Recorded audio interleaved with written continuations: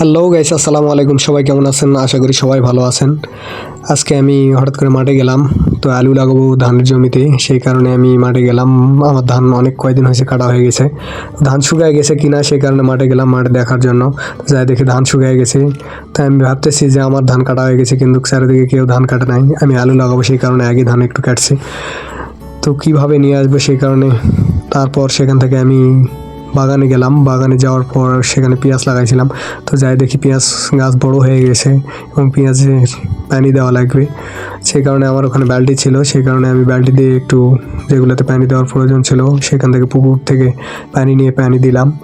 তারপর সেখান থেকে দেখতেছি যে আমার পাশের জমিগুলো সবাই আলু লাগা শেষ হয়ে গেছে, বাট আমারটাই শুধু বাকি আছে।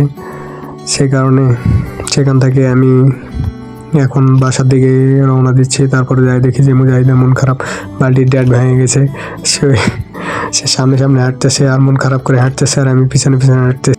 মুজাহিদকে আমি বললাম যে মন খারাপ কিসের জন্য, সে বললো যে এমনিতেই কোনো মন খারাপ নয়। তারপর সে সামনে সামনে হাঁটতেছে আর আমি পিছনে পিছনে যাচ্ছি। রাস্তা দিয়ে যাওয়ার পর সে মন খারাপ করে যাচ্ছে, সেই কারণে আমি হাসানোর জন্য অনেক কিছু বললাম। তো একটু ঘোরার পর একটু হাসি দিলাম, তার মানে বুঝতে পারলাম যে তার না, আসলে তার মন খারাপ নয়। সেই কারণে আমরা দুজনে গল্প করতে করতে বাসার দিকে রওনা হলাম এবং বাসার কাছে চলে আসছি। আমার ভিডিওটা যারা ভালোবাসেন এবং আমার ভিডিওটা যারা দেখছেন, অবশ্যই যদি ভালো লাগে লাইক কমেন্ট শেয়ার দিয়ে পাশে